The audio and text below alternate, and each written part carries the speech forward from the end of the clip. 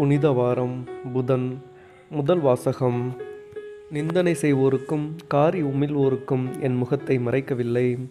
இறைவாக்கினர் எசையா நூலிலிருந்து வாசகம். அதிகாரம் 50. இறைவார்த்தைகள் 4 முதல் 9 வரை. நலிந்தவனை நல்வாக்கால் ஊக்குவிக்கும் அறிவை நான் பெற்றிட ஆண்டவராகிய என் தலைவர் கற்றோனின் நாவை எனக்கு அளித்துள்ளார். காலைதோறும் அவர் என்னை தட்டி எழுப்புகின்றார். கற்போர் கேட்பது போல் நானும் செவி கொடுக்க செய்கின்றார். ஆண்டவராகிய என் தலைவர் என் செவியை திறந்துள்ளார். நான் கிளர்ந்தளவில்லை, விலகி செல்லவும் இல்லை. அடிப்போருக்கு என் முதுகையும் தாடியை பிடுங்குவோருக்கு என் தாடையையும் ஒப்புவித்தேன். நிந்தனை செய்வோருக்கும் காரி உமிழ்வோருக்கும் என் முகத்தை மறைக்கவில்லை. ஆண்டவராகிய என் தலைவர் துணை நிற்கின்றார். நான் அவமானமடையேன்.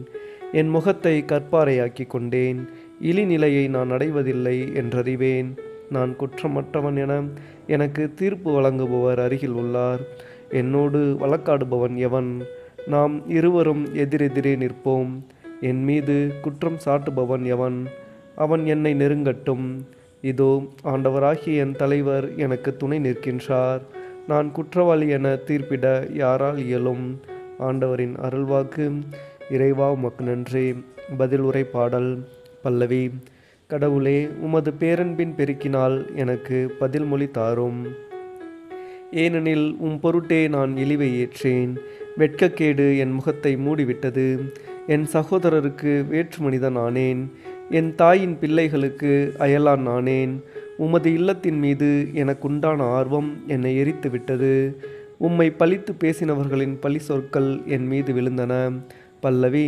கடவுளே, உமது பேரன்பின் பெருக்கினால் எனக்கு பதில் மொழி தாரும். பழிச்சொல் என் இதயத்தை பிளந்து விட்டது. நான் மிகவும் வருந்துகின்றேன். ஆறுதல் அளிப்பாருக்காக காத்திருந்தேன், யாரும் வரவில்லை.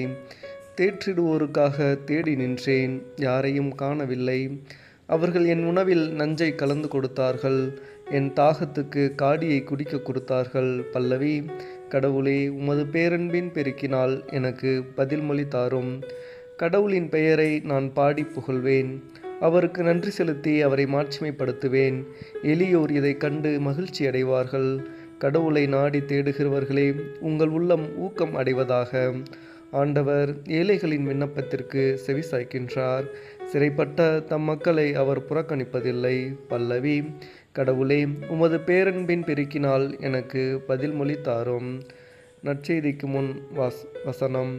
பரம தந்தைக்கு கீழ்ப்படுகின்ற எங்கள் அரசரே, போற்ற பெறுக.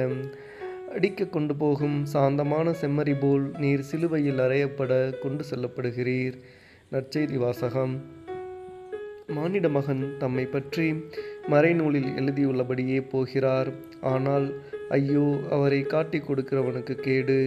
மத்தேயு எழுதிய தூய நற்செய்தியிலிருந்து வாசகம். அதிகாரம் 26, இறைவசனங்கள் 14 முதல் 25 வரை. அக்காலத்தில் 12 ஒருவனாகிய யூதாசு இஸ்காரியோத்து தலைமை குருவிடம் வந்து, இயேசுவை உங்களுக்கு நான் காட்டி கொடுத்தால் எனக்கு என்ன தருவீர்கள் என்று கேட்டான். அவர்களும் 30 வெள்ளிக்காசுகளை எண்ணி அவனுக்கு கொடுத்தார்கள். அது முதல் அவன் அவரை காட்டி கொடுப்பதற்கு வாய்ப்பு தேடிக்கொண்டிருந்தான். புளிப்பற்ற அப்ப விழாவின் முதல் நாளில் சீடர்கள் இயேசுவை அணுகி வந்து, நீர் பாஸ்கா விருந்துண்ண நாங்கள் எங்கே ஏற்பாடு செய்ய வேண்டும் என விரும்புகிறீர் என்று கேட்டார்கள். இயேசு அவர்களிடம், நீங்கள் புறப்பட்டு நகருக்குள் சென்று இன்னாரிடம் போய், எனது நேரம் நெருங்கி வந்துவிட்டது. என் சீடர்களோடு உம் வீட்டில் பாஸ்கா கொண்டாடப் போகிறேன் என போதகர் கூறுகிறார் எனச் சொல்லுங்கள் என்றார். இயேசு தங்களுக்கு பணித்தபடியே சீடர்கள் செயல்பட்டு பாஸ்கா விருந்துக்கு ஏற்பாடு செய்தார்கள். மாலை வேளையானதும் அவர் 12 பந்தியில் அமர்ந்தார்.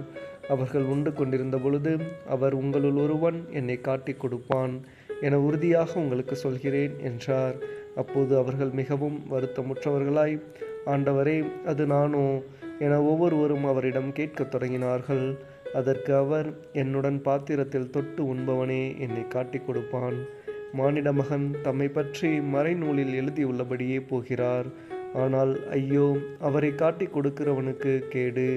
அம்மனிதன் பிறவாதிருந்தால் அவனுக்கு நலமாயிருந்திருக்கும் என்றார். அவரை காட்டி கொடுத்த யூதாசும் ரபி, நானோ என அவரிடம் கேட்க, இயேசு, நீயே சொல்லிவிட்டாய் என்றார். ஆண்டவரின் அருள்வாக்கு. கிறிஸ்துவே உமக்கு புகழ்.